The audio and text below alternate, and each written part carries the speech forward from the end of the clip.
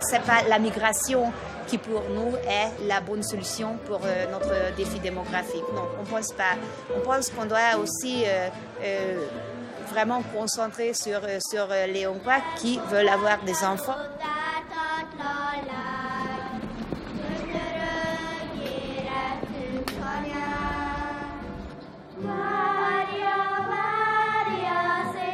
Chaque dimanche, dans le village de Chitke, l'église est pleine à craquer.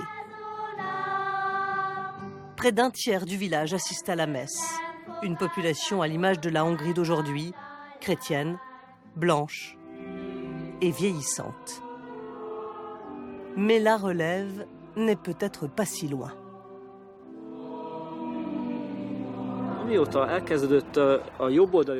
Depuis que ce gouvernement de droite a mis en place cette politique de soutien aux familles, le nombre de mariages a un peu augmenté et le nombre d'enfants énormément. Énormément de naissances à Chitke peut-être, mais pas assez encore pour repeupler la Hongrie. Pour la première fois cette année, la population est passée sous la barre des 10 millions d'habitants.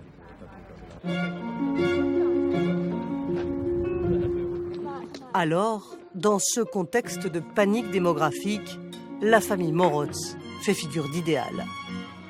Quand les femmes hongroises font à peine plus d'un enfant en moyenne, chez eux, c'est 3. 3 filles, un père, une mère, et chacun son rôle. Qui fait la cuisine en général? Alors le dimanche, soit ma femme, soit ma belle-sœur. Et qui fait le ménage? Moi. Et c'est bien organisé. Les grandes font leur chambre. Hein. Chez les Morotz, on ne cache pas ses préférences politiques. Aux dernières élections, ils ont voté Fidesz, le parti du Premier ministre Viktor Orban, avec son slogan « La Hongrie d'abord ». Alors, quand le gouvernement envoie à chaque électeur un questionnaire sur sa politique de défense des familles, c'est pour eux un devoir de répondre. En fait, plus que leur avis, c'est leur approbation qui compte. Chaque question est une affirmation de la pure propagande gouvernementale.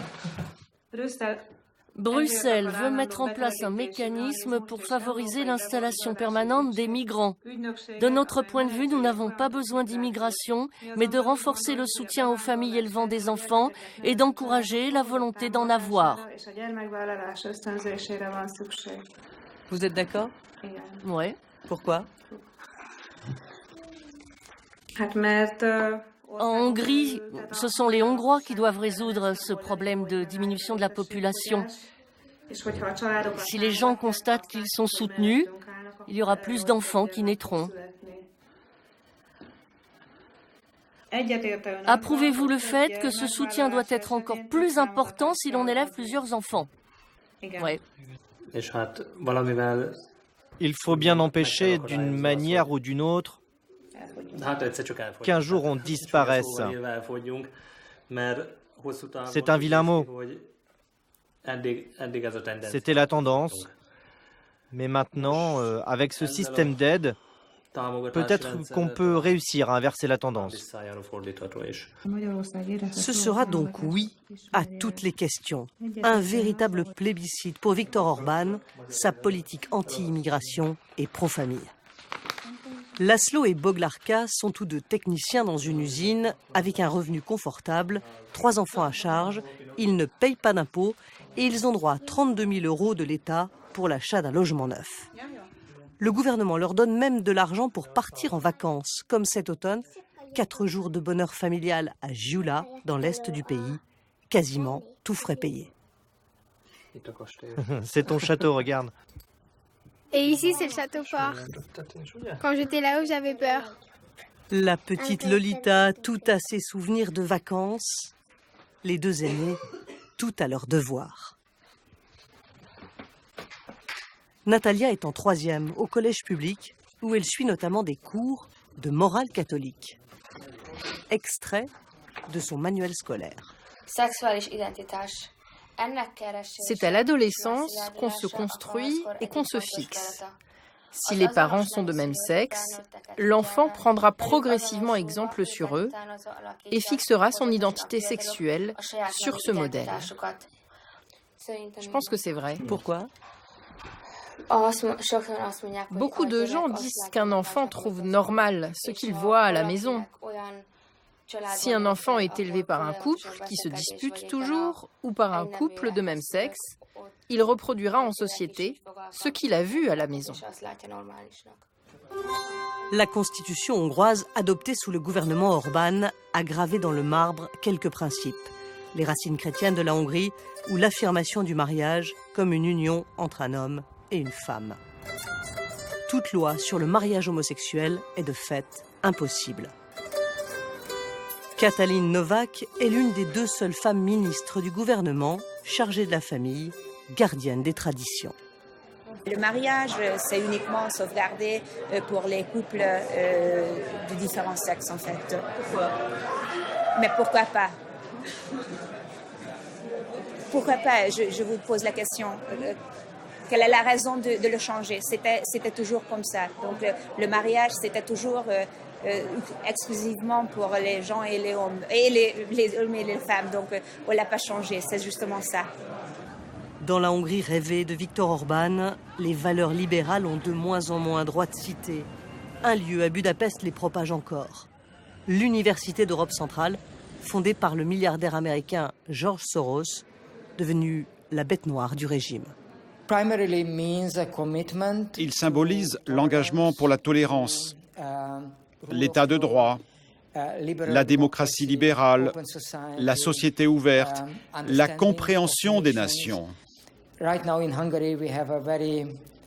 Aujourd'hui, en Hongrie, on a un gouvernement nationaliste autoritaire qui pense que la démocratie libérale appartient au passé, qu'un nouveau monde est né, qui ne partage plus le consensus post-Seconde Guerre mondiale. Symbole de ces valeurs libérales que le gouvernement réprouve, les études sur le genre, dispensées par l'Université d'Europe centrale. Comme nous parlons de l'histoire du féminisme et du modèle de l'égalité des genres à l'Ouest, des études purement et simplement abolies en Hongrie, plus aucun diplôme sur le genre ne pourra à l'avenir être délivré dans aucune université du pays. Le gouvernement a demandé de repenser tous les aspects de la société hongroise, de recentraliser l'éducation, pour introduire de nouveaux programmes, de la maternelle à l'université. Les seules matières qui peuvent être enseignées doivent être approuvées par le gouvernement. Et la contre-révolution culturelle est allée plus loin encore. Le gouvernement ne reconnaît plus les diplômes américains délivrés par l'Université d'Europe centrale. Après 2 années de bras de fer, elle a dû capituler.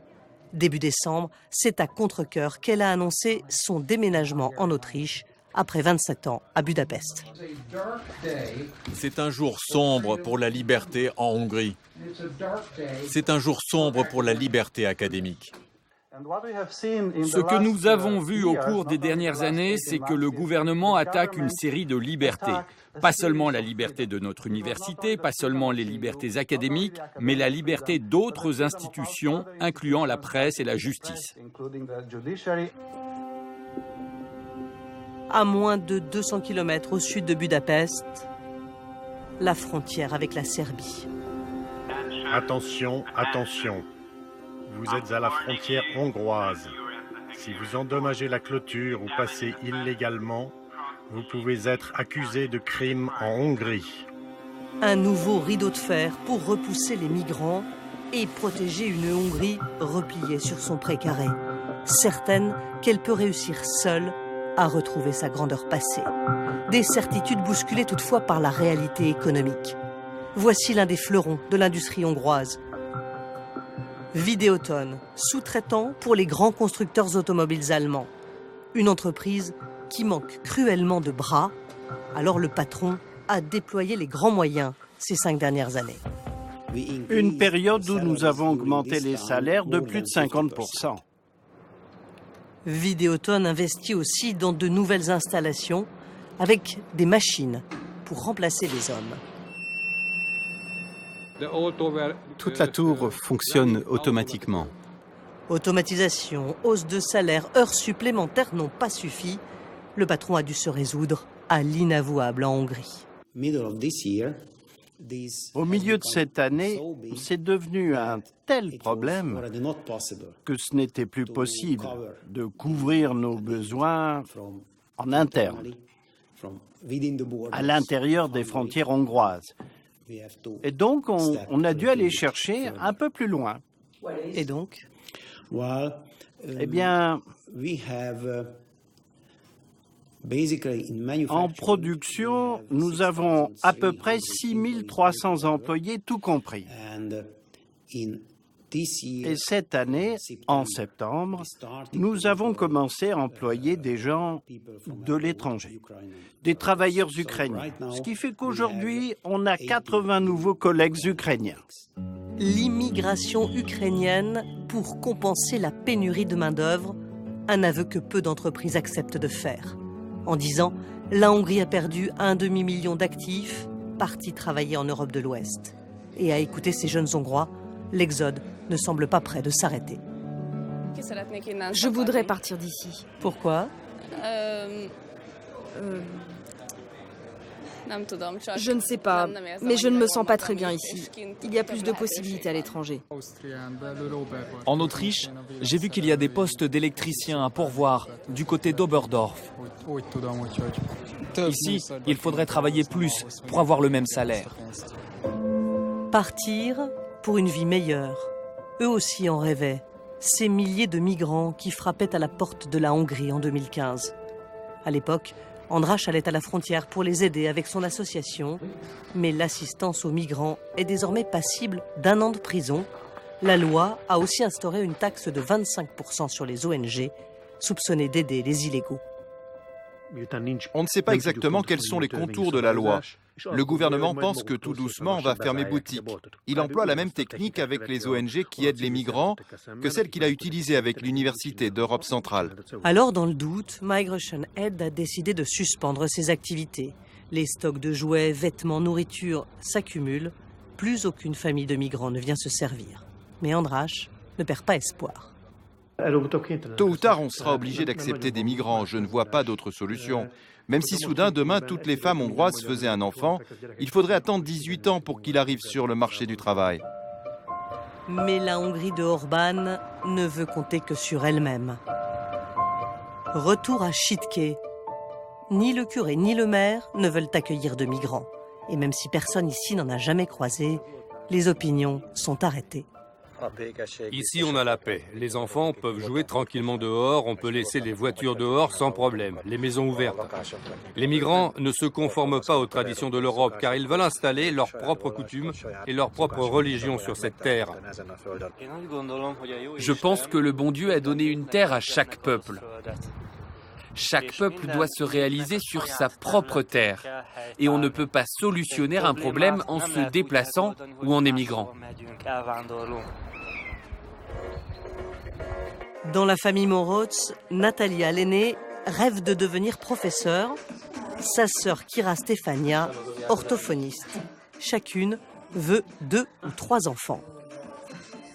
Resteront-elles les bonnes élèves d'une Hongrie conservatrice ?